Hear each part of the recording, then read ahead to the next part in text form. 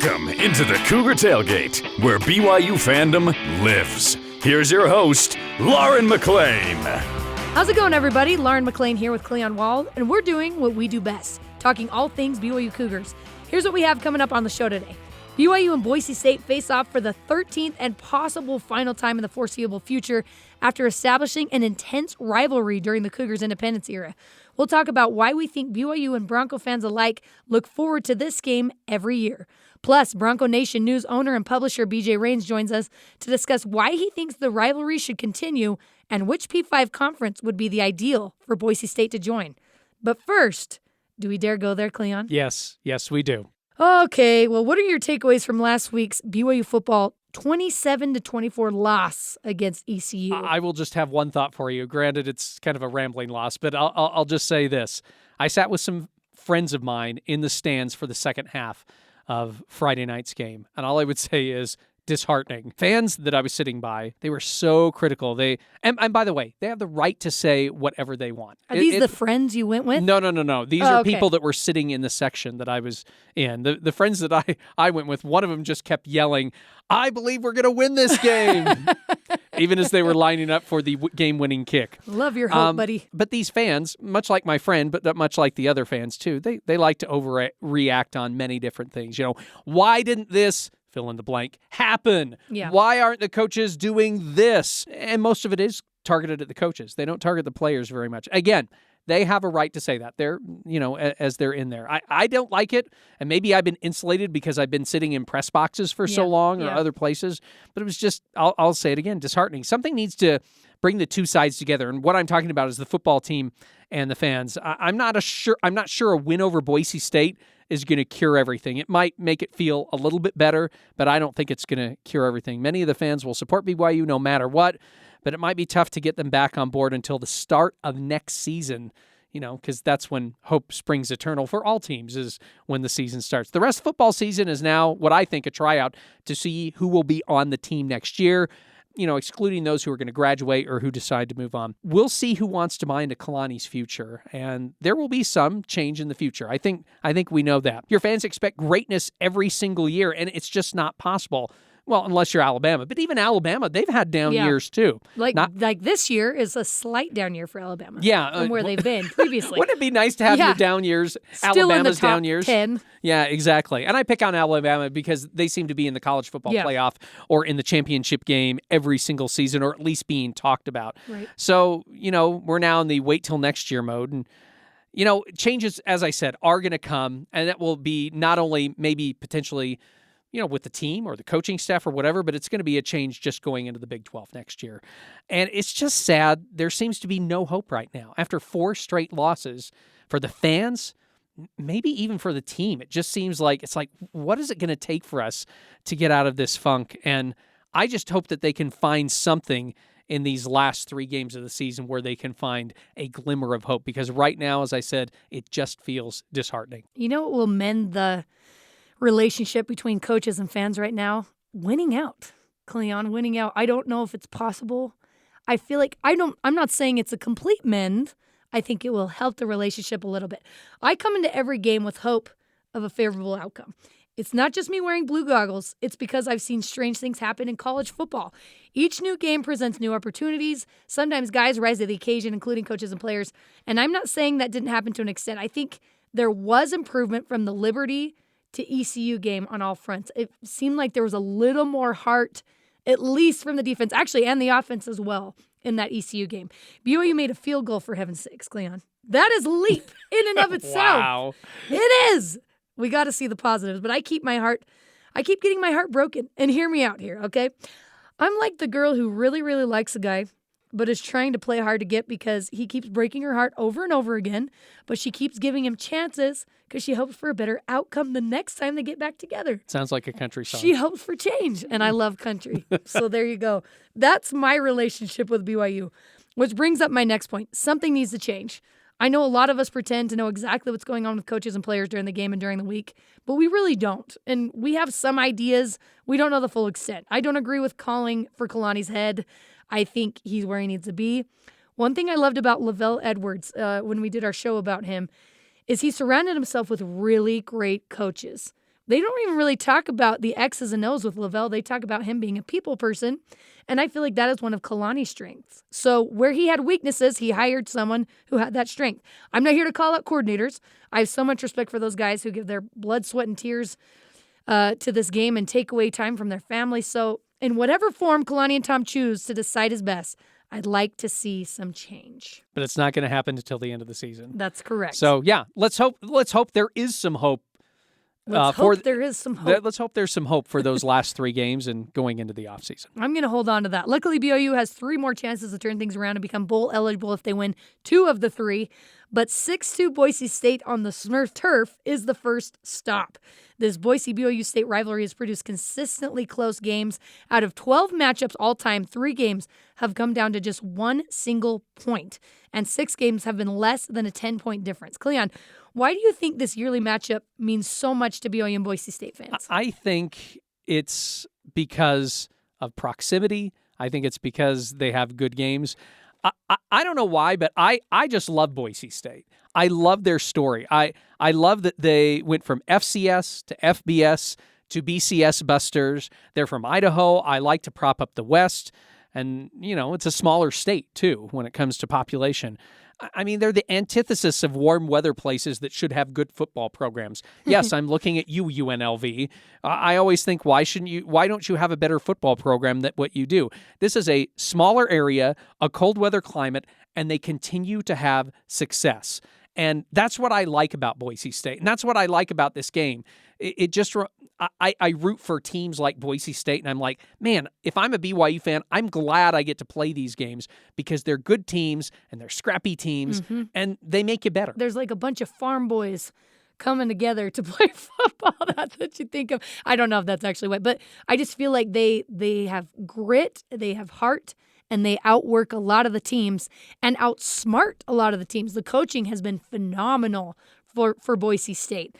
I want to start off with a few stats coming into this game. The Cougars are now 106th in total defense, allowing 422.2 yards per game. Yikes. On the other side, the Broncos are number 2 in total defense, giving up just 232.2 yards per game.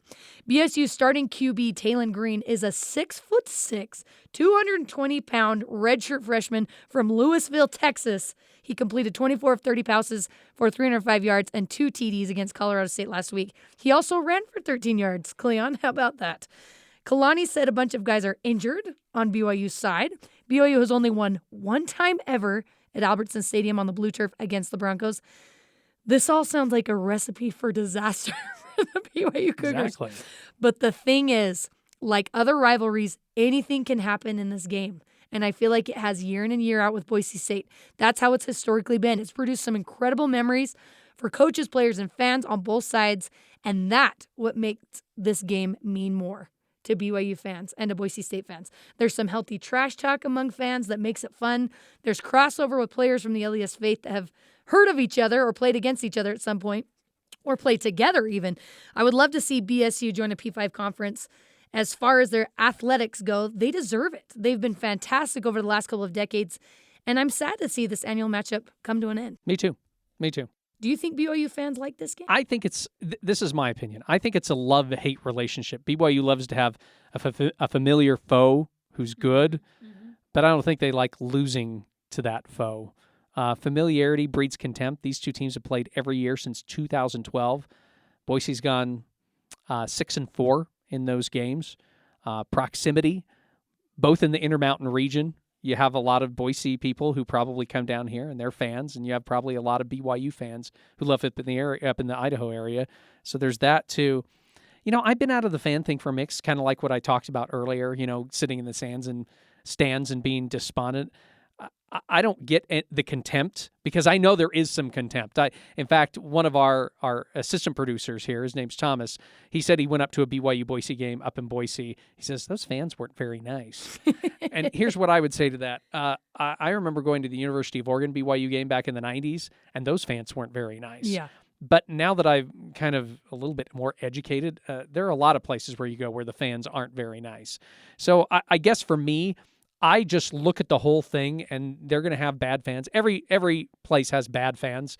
I just look at it, and I'm just like, why not embrace what I would call a rivalry. Why not embrace this, especially since they were one of the teams that came and said, yeah, we'll play you. We'll sign this huge contract to play you every year. They were going to take a couple of years off, and then they had another huge contract between BYU and Boise before BYU was offered an invitation to the Big 12. So I like that Boise said, we like you. We're not too far from each other. Let's play each other. It's a great relationship, really. I think it benefits both sides a lot, or it did benefit both sides during the independence era a lot. I loved it.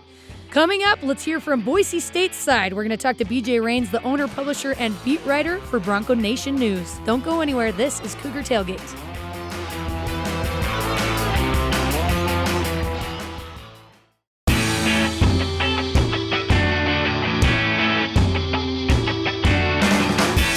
Welcome back to Cougar Tailgate. I'm Lauren McLean alongside Cleon Wall. BYU and Boise State have established an exciting rivalry over the independence era. And joining us now to talk the future of the matchup is Boise State beat writer, owner and publisher of Bronco Nation News, and four-time NSMA Idaho Sports Writer of the Year, BJ Rains. BJ, thank you so much for coming on with us. No problem. Happy to do it. How you guys doing? Good, really good. BJ, this Saturday will be the 11th year in a row that BYU and Boise State play each other. With BYU moving to the Big 12, what would you like to see happen in the future with this series? Well, I think that everybody in Boise would like to see it keep going. It's been one of the better games on the schedule every year. You know, you're going to get a quality team in BYU, and you're probably going to get a pretty exciting game. I mean, you look back at the series history, there's been very few blowouts. I mean, there's been a couple, but for the most part, every game comes down to a last-second field goal or a Hail Mary or a fourth down and goal at the 2-yard line. I mean, they've had some really exciting games, and there's a lot of BYU fans in the Boise area. It's always a sellout, always a big crowd. It's always a great game. So, talking to some of the coaches earlier today at Boise State, they're, sad to see that it's not going to be a regular game on the schedule. They love it. Fans love it. And so, I think it's going to be kind of weird seeing that schedule next year and not have this game on there. Let's talk about that from the fan perspective, because you just mentioned that a second ago. For me, I really like the BYU Boise State game. What do you think it means to the fans that this has been a game year in and year out for several years in a row?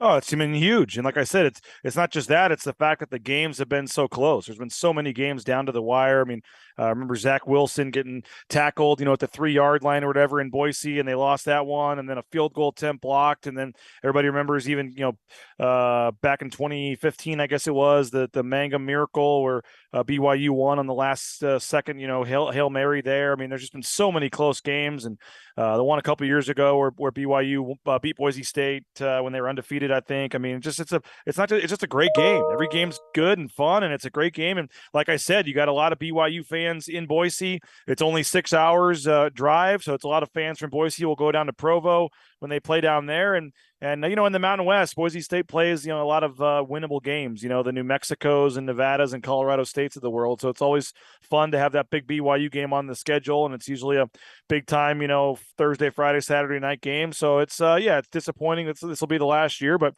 I know, to be honest with you, folks in Boise are hoping that maybe this will be a conference game someday. Boise State would love to get in the Big 12 and join them there. And I think they hope that BYU would help them as an ally to get them in someday. And so I think they're hoping that this isn't the last time they're going to play for a while. I think that would be fantastic. I really do, because it really has developed into such a fun rivalry. Like you said, year in and year out, it is just a really close, good game. Besides that, though, why do you think this matchup has turned into such a good rivalry? I mean, it's two good teams. I mean, it's just two quality teams that obviously do very well recruiting and do very well nationally. And there's always a little bit of, animosity when the games are close that fires people up when BYU comes into Boise and crushes them. And that leaves a bad taste. And the next year, last year, Boise State goes down there when BYU's number 10 and upsets them. And so I think, the upsets and things like that, the way the games have been, I think have just been really exciting and lead to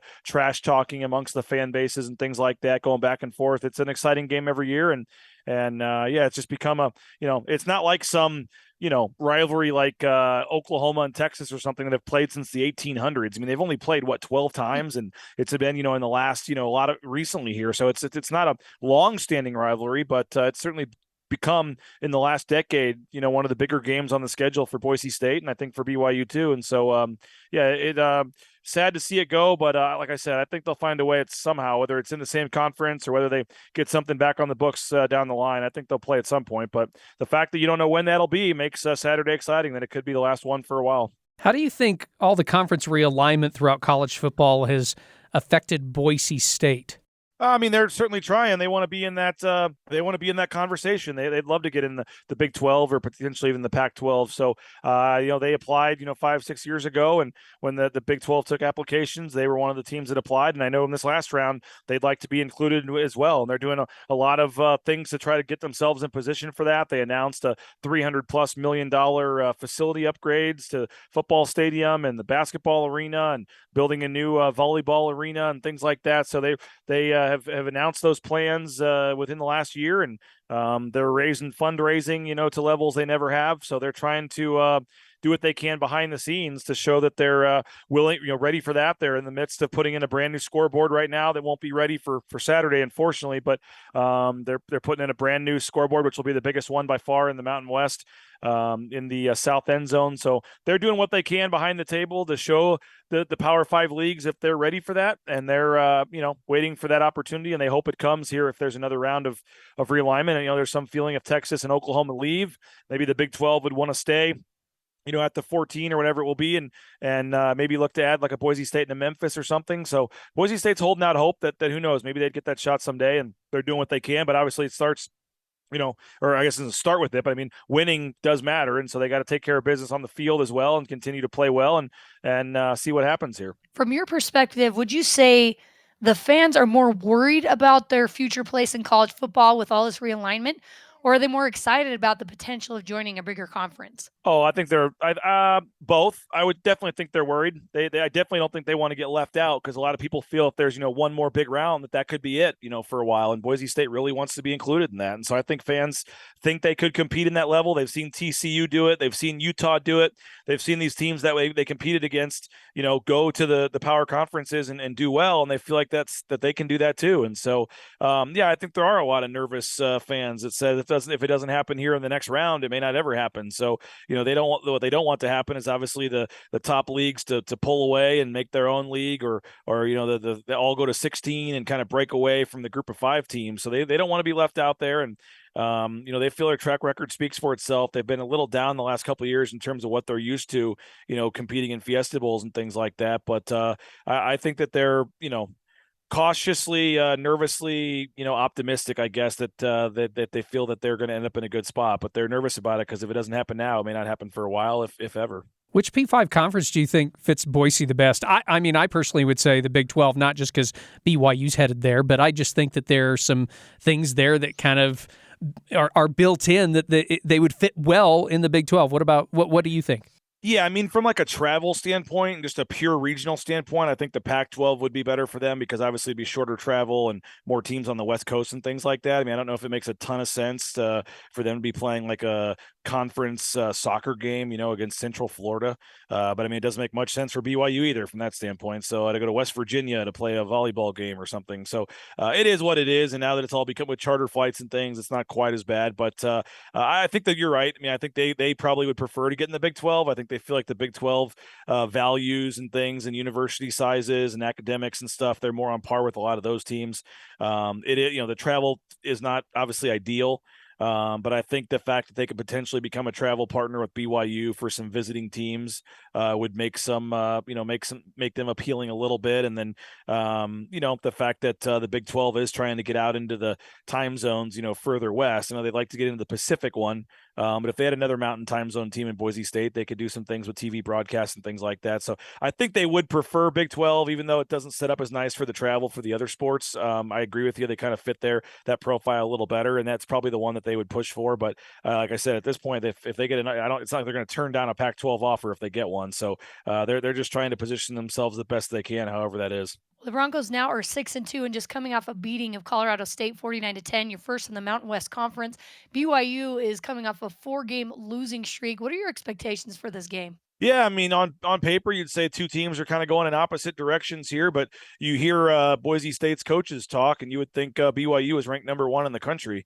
I mean, they're talking about this will be one of the best teams Boise State plays all year, and the skill position on offense, and how physical they are on defense, and how big their offensive line is. And Boise State certainly thinks they're going to have their hands full on Saturday with BYU. That, like I said, it sounds kind of cliche or whatever, but you typically do throw the records out the window, so to speak, or whatever when these teams play. And so I think it's going to be another one of those where you expect it to be a battle. Maybe it's a game on paper. You think Boise State's looking like they're in a pretty good spot.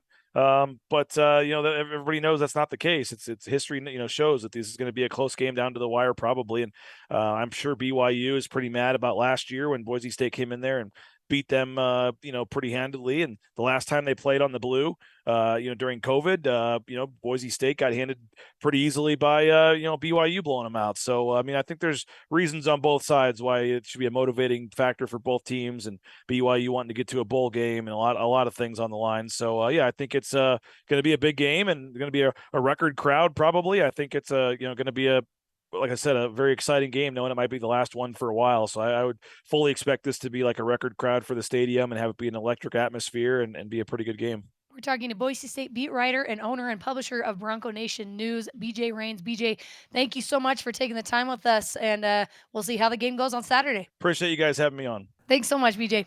All right, let's take a look back at some of our favorite moments from the BYU-Boise State matchup. 2004, Cleon, do you remember this? Matt Payne game. I do remember this game. He gave a lot of pain to many people that night. He was punter and kicker. He nailed the punter returner twice in that game.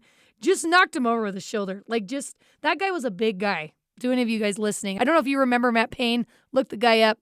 Very large in stature. Yes. Especially for a kicker. Unfortunately, he also missed a 38-yard field goal that would have won it for the Cougs, and Boise State wins 28-27. It was so disappointing because the year before, Boise State came down and beat BYU 50-12 in that game. And you're just like, oh, yes, they're going to do it. They're not going to do it. And they didn't. They didn't do it. All right, 2012, this is going to be the 11th straight year that BYU plays Boise State. So this was game number 1 of that. It was a defensive battle. BYU was led by 4 seniors and future NFL players Daniel Sorensen, Ziggy Ansah, Kyle Van Noy, Bronson Kafusi. It was hard to score on these guys. It was also hard for BYU to score on Boise State. In fact, BYU didn't give up a touchdown. Boise's only TD came on a pick 6. And then freshman QB Taysom Hill enters the game in the fourth quarter. He scores BYU's lone TD of the game, but failed to convert on the winning 2-point conversion. I remember feeling baffled at this time because he was running the ball so well in this game, and on the 2-point conversion, they decided to pass. And it didn't go well, and BYU loses 7-6 in that game. You're probably sitting there thinking, wait, these are some of our favorite games, and then you mentioned 2 losses? Mentioned 2 losses. They were really good games, too. They were very entertaining games, even if BYU did lose. Side note, though, you remember when they played Utah and tried for the 2-point conversion with Taysom Hill at the helm? Ty Detmer, offensive coordinator, for the win. He tries to run it in, gets stopped. Yeah, so you never know. So he didn't throw it on that one, and he got stopped. It's all just you never know. You're like, this is what you should do, and then they try something else, and you're like, you shouldn't have done it. And, which is why the coaches let the coaches coach, right? Even though we all try to coach. 2015, here we go. Here's a good one.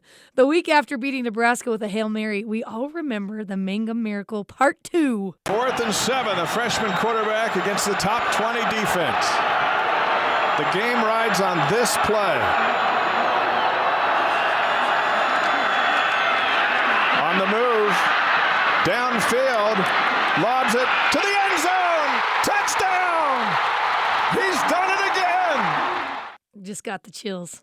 That's where Starman was born. Mitchell Juergens caught that in the end zone, and he pops up with his legs and arms straight out just like a Starman. But we can't forget about Kai Nakua's incredible game that day, nabbing 3 interceptions, including this pick 6 at the end of the game. Finley over the middle. Intercepted!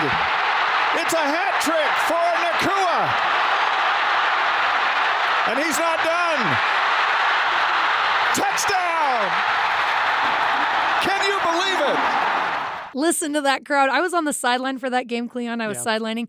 somebody, I don't know who, came up and grabbed me and spun me around after that happened. And it was a good moment. I was like, excuse me. No, it was I thought really you were going fun. to tell me they planted a kiss on you or No, something like that. I'm like, wow, that's... They just kind of like picked me up, like just in excitement. It just wasn't, it was just insanity on the sideline. It was crazy. BYU ended up winning 35-24. The following year, also a very good game. BYU gets 2 pick sixes in the game and plays well against 14th ranked Broncos team, but they fall short by 1 point because the field goal was blocked. By the way, what is it about me and talking about all the losses? It was still a really good game. I gave all those games to you on purpose. 2019, BYU upsets number 14 ranked and undefeated Boise State team. Baylor Romney comes in as backup QB for the win. BYU took a page out of BSU's playbook and pulled out all the tricks for this game. It's a handoff to Katoa. It's a give to Hefo. It's a flea flicker and a throw to Bushman. It's complete and another touchdown! 39-yard score on the reverse flea flicker. On the reverse flea flicker. I love it. Like, what just happened? BYU came out on top 28-25. This is the doubter in me, Lauren, and what I'm trying to say is I remember coming into this game thinking, well, BYU's done. Backup quarterback. They're not going to play well. Yeah, I was wrong. Yeah, except for not Baylor Romney. He was a phenomenal quarterback. Baylor Romney has to be on the, well, maybe not. I haven't really thought about this, but the Mount Rushmore of backup quarterbacks at BYU. Serious. If I'm going with recency bias, he is one of those 4 people. I agree with you. All right, and then in 2020, BYU finally beats Boise on the Smurf turf. Yep, BYU's offense and defense dominated in an 51-17 win, including this long touchdown to start the game. They go pistol with Algier behind Wilson. Shotgun snap to Zach and gives to Tyler. Tyler starts in, busts out, and has a hole. Second level, and he could go. 40, 50. The Cougars are going to score on their first possession. Algier 20, 10, and touchdown, Cougars! 86 yards on that run. It was 45-3 in the fourth quarter before current BYU QB Cade Fennegan threw a couple of TDs for the Broncos. Fennegan was a third-string quarterback for Boise State. He talked to some of the guys once he transferred down here. He talked to some of them about what it was like to play against them in that 2020 season. I was mostly talking to the defensive guys, especially running the scout team. It was like, oh, yeah, I remember when you lit me up, Peyton, like, oh, it was a great hit, Max, like, good stuff, guys. At least they can laugh about it now. And finally, this year's matchup in 2022. I'm hoping it's a good game, Lauren. I'm hoping it's a good game. Oh my gosh, you and me both. And I think that'll be a fun game for Cade Fennegan, seeing his old friends. All right, and that does it for us today. Thanks again to BJ Rains for coming on the show with us. You can join the Cougar Tailgate wherever you get your podcasts, on Apple, TuneIn, Stitcher, Spotify, or on BYURadio.org. Cougar Tailgate is a production of BYU Radio.